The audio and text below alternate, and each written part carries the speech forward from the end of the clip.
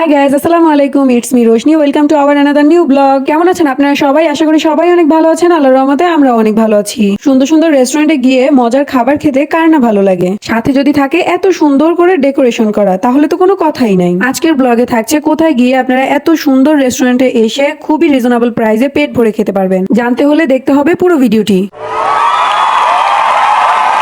এটা হচ্ছে আমরা যখন ঢাকায় ছিলাম তখনের একটা ব্লগ, যখন গুডুর বাবা আমার ভাইয়ের বাসায় আমাদেরকে নিতে আসছিল। তখন গুডুর বাবা অলরেডি চলে আসছে, তাই আমরা তাকে রিসিভ করতে চলে এলাম মেইন রাস্তায়, মা ছেলে মিলে। গুড্ডু যখনই শুনছে ওর বাবা আসবে, ও তো কখন রেডি হবে, কখন বাইরে আসবে তার জন্য পুরো অস্থির হয়ে গেছে। কারণ গুড্ডু জানে বাইরে আসলেই ও চকলেট খেতে পারবে। ইদানিং আমার গুড্ডু বাইরে আসলেই সবসময় আমার ওড়না ধরে রাখে, কেন তা জানি না। বিষয়টা আমার বেশ ভালো লাগে। আমরা এখন আছি ডেমরা স্টাফ কোয়ার্টারে, আর এখানে অনেক রকমের আচার পাওয়া যাচ্ছিল, তাই আমার জন্য আচার নিয়ে নিলাম। আমার আচার খেতে খুব ভালোই লাগে। আর এদিকে আমি আর আমার গুড্ডু একটু দুষ্টমি করছিলাম। আমার গুড্ডু এখন বেশ ভালো দুষ্টমিও বুঝে। দেন আমরা তিনজন মিলে চলে এলাম এই সুন্দর রেস্টুরেন্টটায়। এই রেস্টুরেন্টের নাম ছিল মেবি নবাব। এক্স্যাক্টলি নামটা এখন আমার মনে পড়ছে না। আর এই রেস্টুরেন্টের লোকেশন হচ্ছে ডেমরা স্টাফ কোয়ার্টার। এখানে এসে আপনারা যে কাউকে জিজ্ঞেস করলেই হবে যে নবাব রেস্টুরেন্টটা কোথায়, তাহলেই আপনাকে দেখিয়ে দিবে। এই রেস্টুরেন্টটা আমার গুড্ডুর খুবই পছন্দ হয়েছে, কারণ এইখানেও বসার জন্য ছিল দোলনার ব্যবস্থা, আর দোলনা আমার গুড্ডুর খুবই পছন্দ। আমরা খিলগাঁও যে রেস্টুরেন্টে গিয়েছিলাম সেখানেও ছিল দোলনা, তাই গুড্ডু ওই রেস্টুরেন্টে বসবে, অন্য কোনো রেস্টুরেন্টে যাবে না।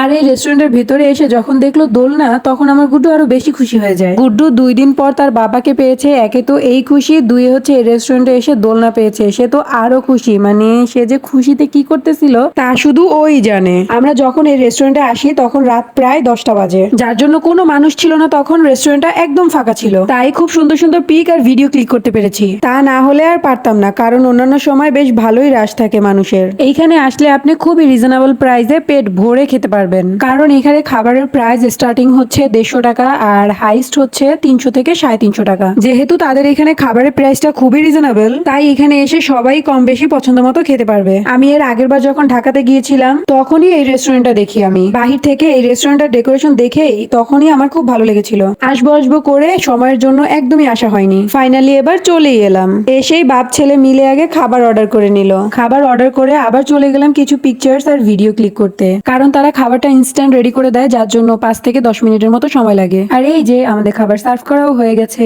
আমরা অর্ডার করেছিলাম একটা বাটার নান আর চিকেন মাসালা তাওয়া। বেশি কিছু একদমই অর্ডার করিনি, কারণ বাসায় আমার ভাবি রান্না করে রাখছে গুড্ডুর বাবার জন্য, বাসায় গিয়ে তো আরো খেতে হবে তাই। তবে খাবারের টেস্টটা মোটামুটি ভালোই ছিল। আর এই তো শুরু হয়ে গেল আমাদের একজন আরেকজনকে খাইয়ে দেওয়া। এইটা আমাদের গুড হ্যাবিট না ব্যাড হ্যাবিট জানি না, আমরা দুজন খেতে বসলে একসাথে একজন আরেকজনকে খাইয়ে দেই। আর এইটা শুধু ক্যামেরার সামনে না, এটা হচ্ছে অফ ক্যামেরাতেও সবসময় আমরা দুজন দুজনকে আগে খাইয়ে দেই। আমরা মানুষ সত্যিই খুব আজব। বাসায় হাজার মজা করে রান্না করলেও সেগুলো খেতে ভালো লাগে না, কিন্তু বাহিরে টাকা খরচ করে খেতে খুব ভালোই লাগে। কেন জানেন? কারণ বাসায় হচ্ছে শুধুই খাওয়া হয়, আর বাহিরে এসে খেলে সেখানে হচ্ছে খুব সুন্দর করে ডেকোরেশন করা থাকে, আর তাই খুব সুন্দর একটা পরিবেশের মধ্যে খেতে খুব ভালোই লাগে। অন্যদিকে ভাবি আমাদের জন্য রান্না করে বাসায় ওয়েট করছে, তাই আমরা এখন বাসায় চলে যাব। আর ততক্ষণে আপনারা আমার চ্যানেলটাকে সাবস্ক্রাইব করে আমার ভিডিওটা যদি ভালো লাগে তাহলে অবশ্যই একটা লাইক করে দিবেন। Tata, bye bye. আমার আজকের ব্লগটা এই পর্যন্তই, দেখা হবে অন্য কোনো ব্লগে। ততক্ষণ পর্যন্ত ভালো থাকবেন, সুস্থ থাকবেন, আর আমাদের জন্য বেশি বেশি দোয়া করবেন। আল্লাহ হাফেজ।